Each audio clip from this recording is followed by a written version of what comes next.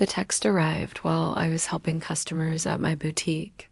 Asterisk, I'm leaving you and moving to Miami with my 20-year-old girlfriend. I've already emptied our joint account. My hands didn't shake as I read it.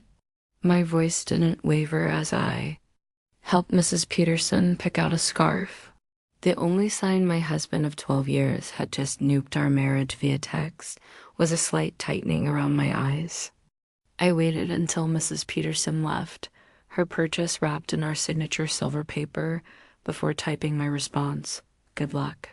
My name is Claire Dott, and at 38, I had just received the most callous goodbye in history. But while Mark was probably gloating over his grand exit, imagining me in tears over his betrayal, I was calmly locking up my boutique for the day. The signs had been there for months. The late nights at work that never matched his paid overtime, the sudden password changes on his phone, the way he'd started going to the gym religiously, buying new clothes, trying to recapture his youth. 3 months ago, I'd found a receipt for dinner for two at an expensive restaurant on a night he claimed to be working late. That same evening, I'd opened a separate bank account at a different bank. A week later, when he mentioned wanting to combine our accounts to simplify things, I'd agreed cheerfully while moving my personal savings to the new account. The joint account he just emptied contained exactly enough to keep him from getting suspicious about 2 months' worth of regular deposits. The rest was safely tucked away, along with detailed records of every suspicious transaction he'd made over the past year. Doubt my phone buzzed again. Don't bother begging. Melissa and I leave tomorrow. I'll send for my things later. Melissa, the new receptionist at his office. I'd met her at the company Christmas party, watched her laugh too loud at Mark's jokes, noticed how she touched his arm when she thought no one was looking. She was young enough to be his daughter, naive enough to think she was special. I didn't respond to his text. Instead, I called my lawyer, the one I consulted 2 months ago when I'd found the hotel charges on our credit card statement. It's time, I said simply. He just made his move. The papers are ready, she replied. I'll file them first thing tomorrow. Do you want me to have him served in Miami? No rush, I said. Let him think he's won first. Another text from Mark. I know this must be hard for you. You're not getting any younger after all. At least you have your little shop to keep you busy. My little shop. The successful boutique I built from scratch. The one that generated more income than his middle management position, the one whose profits I'd carefully kept separate from our joint finances. I smiled, thinking of the certified letters that would greet him in Miami, let him enjoy his moment of triumph. I spent that evening in our house, my house, since I'd inherited it from my grandmother and kept it in my name, despite Mark's repeated suggestions to add him to the deed. Another lucky instinct that had paid off. While organizing the paperwork my lawyer would need, I found our wedding album. Mark looked so different then, before his midlife crisis had turned him into a caricature of his former self. These days, he wore shirts too tight for his softening middle, tried too hard to connect with the 20-somethings at his office, used slang that sounded ridiculous coming from a man of 4-5. My phone kept buzzing with texts from him, each one more condescending than the last. I've been planning this for months. Melissa understands me in ways you never could. You'll be fine. Maybe you'll find someone more your own age. Already told my family. They agree we grew apart. It's nobody's fault, really. I screenshotted each message, adding them to my evidence folder. Let him dig his hole deeper. My lawyer would love his casual admission of premeditation. His gleeful announcement about emptying our account. The last text caught my attention. BTW, I used the joint card to book our flights and hotel. Consider it my parting gift. LOL, perfect. I called the credit card company. Mrs. Harrison speaking. I need to report fraudulent charges and cancel a card immediately. Of course, ma'am. Can you identify the charges? 2 first-class tickets to Miami booked today. Hotel charges at the Royal Palm, and I'll need to remove my husband as an authorized user. Do you have documentation of the fraud? Text messages from my husband admitting he used our joint card to book travel with his girlfriend after emptying our bank account. I'll be happy to forward them. The representative's professional tone couldn't quite hide her satisfaction as she canceled the charges.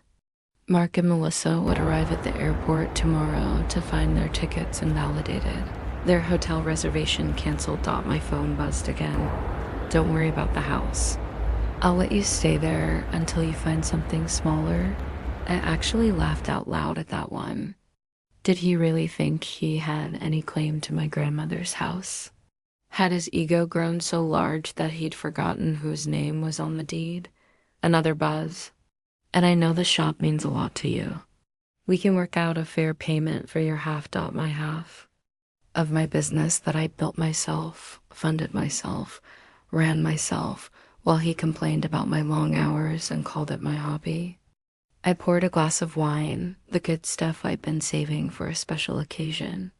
This qualified morning brought a flurry of increasingly angry texts from Mark. What the heck did you do to our credit card? The airline won't honor our tickets. The hotel canceled our reservation. Answer me. I silenced my phone and headed to my boutique. Friday was always our busiest day, then I had a new shipment of designer handbags to unpack. Life goes on, even when your husband runs off with a receptionist. Young enough to be his daughter around noon, his mother called. Claire, dear, Mark told us everything. About how controlling you've been, how you drove him away. He says you're being vindictive now, causing problems with his travel plans. I put her on speaker while I arranged a window display. Did he mention emptying our joint account and charging tickets for him and his girlfriend on our credit card? Silence. Then, well, he said you left him no choice. That you'd been cold and distant. Barbara, I have his texts. Would you like me to read them to you? The one where he bragged about taking our money? Or maybe the one where he mocked my age? Another pause. He did seem a bit cruel. I told him that text message was inappropriate. I appreciate the call, Barbara. I've always liked you. But I think it's best if we end this conversation now. My lawyer has advised minimal contact with Mark and Mark's family during the proceedings. Proceedings? Already? Goodbye, Barbara. By late afternoon, Mark's sister Amanda was spreading family gossip through mutual friends. Apparently, Mark and Melissa were stuck at a budget motel near the airport, their Miami dreams temporarily derailed. He tried using his personal credit cards, but those had been maxed out for months. Another red flag I'd noticed. My lawyer called with an update. The emergency hearing is scheduled for Monday, given his admission of emptying the joint account and the documented credit card fraud. We're in a strong position to freeze all remaining assets. Has he been served yet? Not yet, but he'll get the papers at his new motel address. Speaking of which, she added, his girlfriend's social media is providing excellent evidence. She's been posting about their adventure all day, including some choice comments about you. I smiled, thinking of my own documentation, a year's worth of suspicious charges, hotel receipts, text messages that proved premeditation. Mark had been so focused on his grand escape that he'd never considered I might be watching. Waiting, preparing. My phone buzzed with another text. You think you're so smart, but I made copies of all the boutique's financial records. Half that. Business is mine. I forwarded the text to my lawyer, adding it to the growing file of Mark's mistakes. Let him learn the hard way about separate assets and business ownership. Sometimes the best revenge is simply being prepared. The emergency hearing on Monday was everything I could have hoped for. Mark showed up in his new, young, wardrobe designer jeans too tight for his age, a blazer that screamed midlife crisis. Melissa waited outside, her youth painfully obvious under the harsh courthouse lighting dot. My lawyer presented our evidence methodically, Mark's gleeful text about emptying our account, his credit card fraud, his documented history of hidden expenses. Each piece had been carefully collected over months of quiet observation. Your Honor, Mark's hastily hired lawyer attempted. My client admits to some rash decisions, but Mrs. Harrison's actions have been vindictive and calculating. Calculating? My lawyer countered. You mean prudent? My client protected her separate assets and maintained detailed records of her husband's suspicious behavior. That's not vindictive. That's smart business. The judge reviewed my documentation, the separate property deed to the house, the boutique's incorporation papers in my name only, the careful separation of business and personal finances that Mark had always complained about. Mr. Harrison, the judge addressed Mark directly. You admitted via text message to deliberately emptying a joint account and using shared credit cards to fund a trip with your girlfriend. Do you deny this? Mark shifted uncomfortably. I was just trying to make a clean break by committing financial fraud. The judge raised an eyebrow.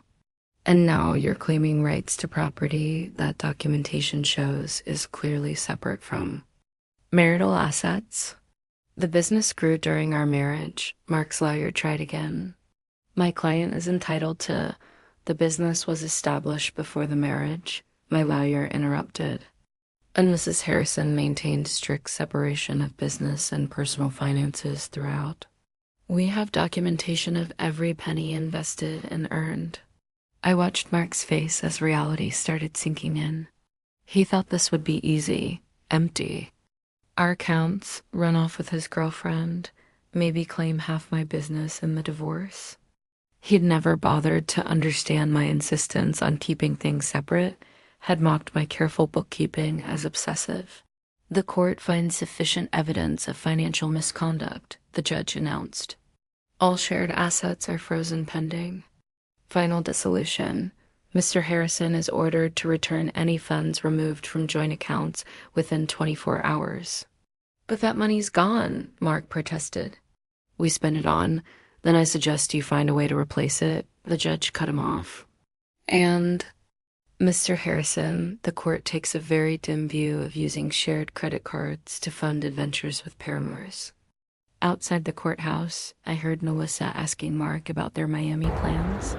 His response was lost in the sound of my heels clicking confidently across the marble floor. Heading back to the business he'd never understood or respected.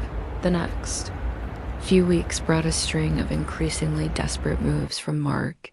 He tried claiming the boutique had been his idea, that he remembered investing money in its early days. He even suggested he'd been my business partner all along, claims quickly disproven by my meticulous records. He's getting desperate, my lawyer observed. His girlfriend's social media shows they're staying at her studio apartment now. Apparently, living on a receptionist's salary isn't quite the glamorous escape he imagined. Mark's family started reaching out, their tone markedly different from their initial accusations. We had no idea, his sister Amanda admitted during an unexpected visit to the boutique. He told us you'd been cold, controlling, that he needed to escape, but then we saw his text. The way he bragged about taking your money. That's not the brother I thought I knew. His mother called again, this time in tears. The things he said about your age, about replacing you with someone younger, ... I raised him better than that. I thought I did, anyway. I let their calls go. To voicemail. Their support might have meant something weeks ago, but now it felt like rats deserting a sinking ship. The boutique thrived, ironically boosted by local gossip about my situation. Women started coming in specifically to show support, often leaving with far more than they'd planned to buy. My ex tried something similar. One customer confided while buying a designer handbag. Thought he'd take everything in the divorce. Men like that never expect us to be smarter than them. My phone still buzzed occasionally with texts from Mark. his tone swinging between anger and manipulation. "You've ruined everything. I never meant to hurt you. You'll regret being so vindictive. Can't we work something out?" That business would be nothing without my support. I forwarded each message to my lawyer without responding. Let him dig his hole deeper. Through the grapevine, I heard Melissa was having second thoughts. Apparently, sharing her studio apartment with a middle-aged man who couldn't afford his own place wasn't the romantic adventure she'd imagined. Age gap that had seemed exciting during secret hotel meetings felt different in the harsh light of reality. She posted about toxic relationships and learning from mistakes. Asterisk. My lawyer mentioned yesterday during an update call. My assistant manager told me, and I saw she removed her relationship status this morning. I almost felt sorry for Mark, but then I remembered his after telling me he'd emptied.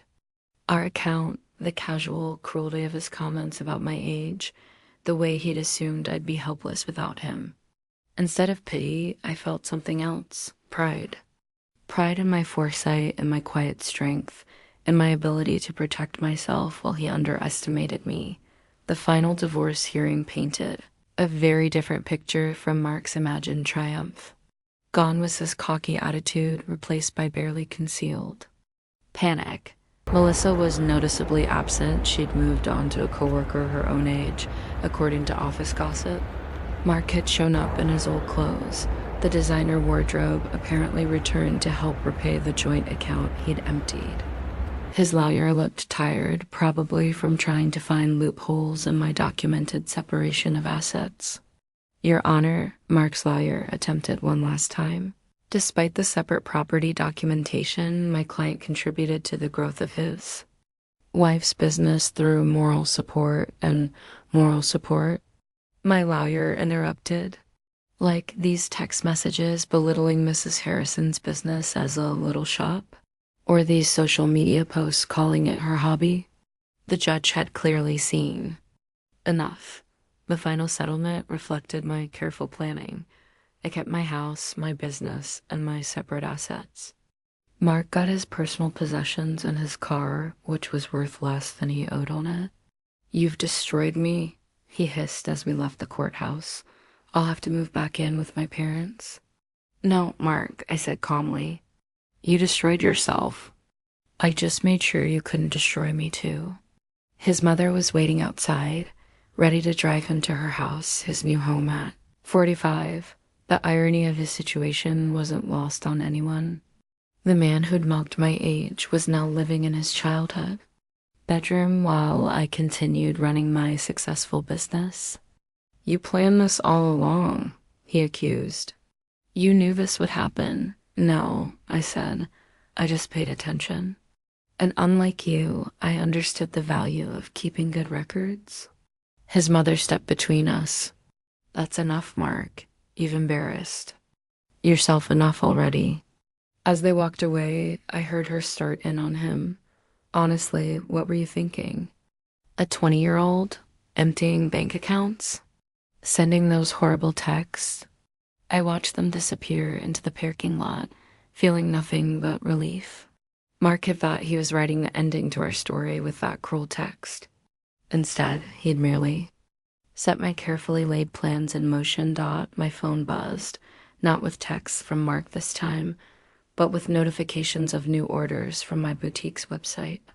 Life was moving forward, just not in the direction he'd imagined. Asterisk.